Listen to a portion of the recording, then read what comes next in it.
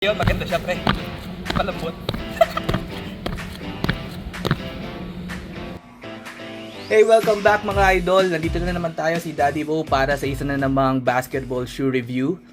This time, ang review natin is isa sa pinaka premium but underrated basketball shoes ng Nike. And titingnan natin kung pasok ba ito sa mga requirements ninyo and kung magugustuhan nyo itong sapatos na to. What we have here is the Nike GT Jump 2 ASW colorway. So All-Star Weekend colorway.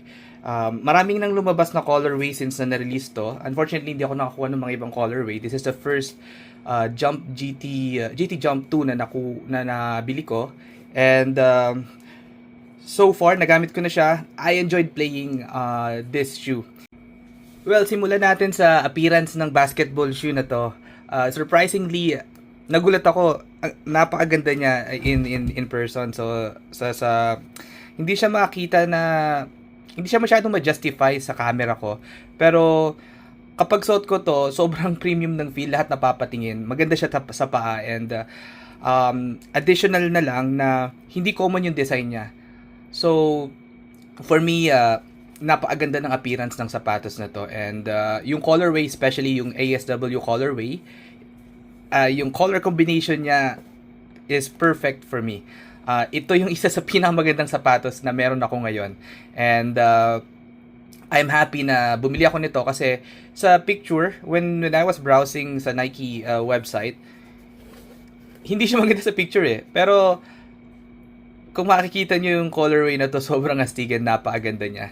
And I like this shoe actually.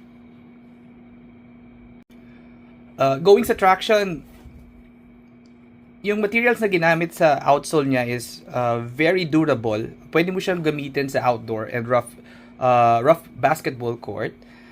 The only problem I think is hindi siya masyadong squeaky, hindi siya maingay kapag naglalaro ka. But hindi naman siya nakaapekto sa performance ng basketball shoe na to kasi makapit pa rin naman. Nasa high tier to if I'm gonna compare it sa other basketball shoes na I have. Considered as high tier, yung traction niya, hindi nga lang siya ganun ka-squeaky or kaingay. If you're a basketball player na gusto mo yung sapatos mo is squeaky, maingay, at makapit, well, definitely this is not the right one for you. Pero, if ikaw yung player na ayaw mo ng masyadong squeaky, maingay, pero gusto mo makapit, this one is perfect for you. Actually, I like the sound of it. Di ko masyadong gusto yung squeaky. As long as makapit siya, I can play with it. Hindi ako nadudulas. That is perfect for me. And looking at the pattern, ang gulo ng pattern nito actually. May herringbone pattern, may wavy dito sa may heel banda, and meron siyang plate banda rito sa gitna. Kung titignan nyo, it's very premium and it looks durable. So I played using this basketball shoe twice na and it didn't fail me. I really love playing with this basketball shoe. Mamaya papakita natin yung traction niya. Makikita nyo, hindi siya masyadong squeaky but napakakapit niya. For me, not top tier, considered as high tier, pero one of the best. Wala siyang pero nakapit. Now, sa responsiveness naman, responsive naman yung sapatos na to, but I wouldn't say this is the best in terms of responsiveness kasi okay naman yung shape niya. Round naman dito sa may bandang toe area and sa heel. The only problem that I think is medyo mataas yung swelas ng sapatos na to. And if ikaw yung naghahanap ng low to the ground na sapatos, responsive, I think medyo maninibago ka dito. Okay naman siya pag nasanay ka na, nakalaro ka ng 1 to 2 times, I think you'll get used to it sa taas ng sapatos. Pero yun nga, it depends if you are okay with a basketball shoe na hindi low to the ground. Responsive siya pero not low to the ground. Maybe you can try this. Pero ako, I really love playing with this basketball shoe, and I love, for me, yung responsiveness niya is sakto lang. Not top tier, not high tier, but para sa playstyle ko, okay naman siya.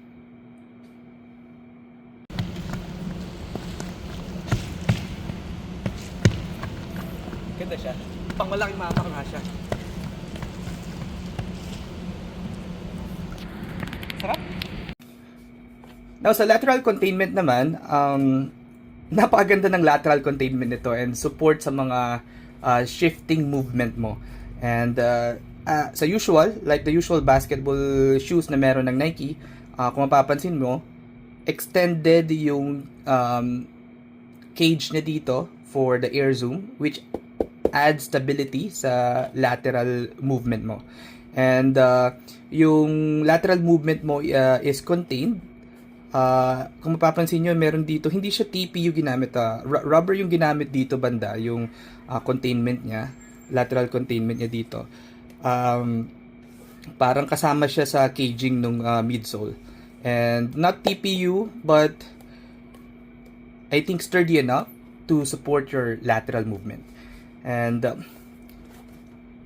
yan, maganda siya. So yan, yung lateral support niya is very good and very premium. Mamaya I'll show you kung paano yung lateral support niya, kung ano yung binibigay na lateral support niya sa inyo.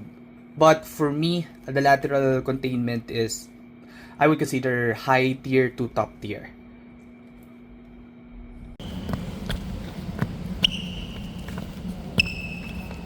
Hindi masyadong mas, pero makapit naman. Now, for cushioning setup and ankle support, I think this is where this shoe stands out. For me, ito yung the best cushioning setup for a basketball shoe na meron ako. And same with the ankle support and the heel support.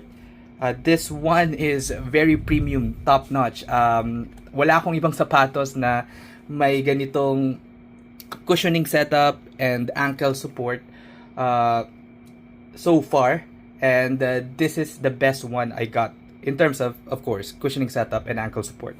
So I'll show you yung tang niya, yung cushion na ginamit, foam na ginamit dito is manipis but enough to support your foot. And actually gusto ko yung kapal niya. Hindi siya makapal, manipis lang siya, pero it feels premium. Magandang ginamit nila na material dito. And yung full cushioning setup around your ankle, again, same. Hindi siya ganun kakapal, hindi rin siya ganun kanipis. And kapit na kapit yung ankle mo dito. Mid-cut siya, by the way. So perfect siya sa mga may injury na sa ankle, and if you are avoiding to have an ankle injury, the best itong sapatos na to. Mid-cut siya. I would say in terms of cushioning setup and ankle support, I would rate this top tier. One of the best, if not the best. Now, punta tayo sa impact protection. Just like the cushioning setup and ankle support category, yung sapatos na ito also stands out sa impact protection. And this basketball shoe is packed with a lot of latest Nike technologies. I really love this basketball shoe. So, start tayo doon sa air zoom technology niya sa may bandang forefoot. So, hindi ko alam kung nakikita ninyo. Yan, no? Doon sa may forefoot niya, ang gamit na technology dito is air zoom. So, yung may hangin. And sobrang lambot niya. Okay na okay siya sa impact protection. And now, going to the heel, ang technology naman na ginamit dito is Nike React. Yung foam niya, React foam niya is visible sa side, which is supported by a TPU material for stability. Ito yun. And isa sa mga advantages ng sapatos na to, of course, the technologies that comes with it. And what they say is that yung React technology helps you jump a bit higher. So hindi ako high flyer, pero yeah, it's a bit bouncy sa part na to, and okay na okay yung impact protection. You don't need a personal insole, or you don't need like commercially available insole like Game Day Pro.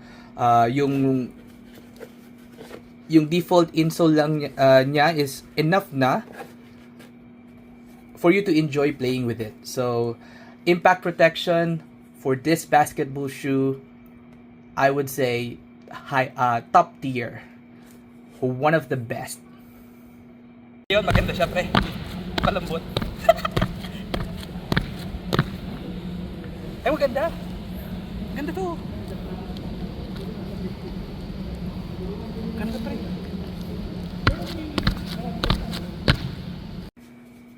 Now, sa comfortability naman, sobrang comfortable ng sapatos na to.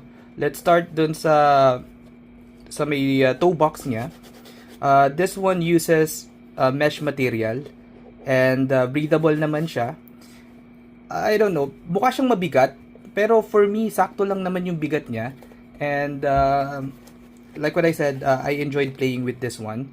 And hindi ko naman alintana yung bigat niya, pero I would say comfortability wise, comfortable naman siya. Not top tier, but I would say high tier. Now, punta na tayo sa pinaka-importanting part ng video na to. Ito yung value for your money. And I think before we decide yung value for money for this shoe is maybe we can discuss yung mga weaknesses and strengths ng sapatos na to. So, sa weaknesses, yung responsiveness niya is okay lang, pero we cannot consider it as top tier. And if you're looking for a shoe na low to the ground, this one is not for you kasi medyo mataas siya. And this is mid-cut. So if you don't like mid-cut basketball shoe, this is not for you. And also, medyo mabigat siya sa usual basketball shoe. Okay? And one of the weaknesses, this is a very, I would say, expensive shoe because this is around 10,000 pesos SRP. Pero makakakuha ka na nito ng mga 20 to 30% discounted price sa mga outlet store. But I don't know if you can get the same colorway, pero yung ibang colorway is mga discounted na. Now, punta tayo sa strength. Maraming strength sa sapatos na to. First, it has a lot of technologies put together in one shoe. The first one is the Nike Air Zoom technology for impact protection dito sa may toe part. And then the second one is the Nike React technology. And this one is cool. This one is very I haven't seen this technology in other shoe other than GT Jump 2. So ito yung TPU support dito sa React, and it makes your jump a bit higher. And it adds stability and impact protection sa part na to ng heel. Okay? And lastly, yung feel ng sapatos nito is very premium. And additional na lang yung hindi common yung design niya. Kapag naglalakad ka and suot mo to, marami mapapalingon sa'yo. Alright?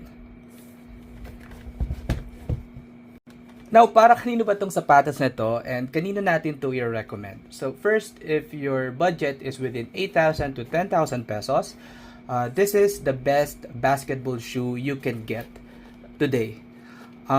Second is, if you prioritizes impact protection, cushioning setup, and ankle support, this is definitely one of the best you can get in the market. And the third is, if you are a forward, a center, or a combo guard that don't mind using a basketball shoe that is not low to the ground, you might consider this basketball shoe. And I think that's it for now. If you find this video useful, if nakatulong tayo sa paghahanap niyo ng basketball shoe, I would appreciate if you would hit like, comment, and subscribe. This is Daddy Bo again mga idol, signing out.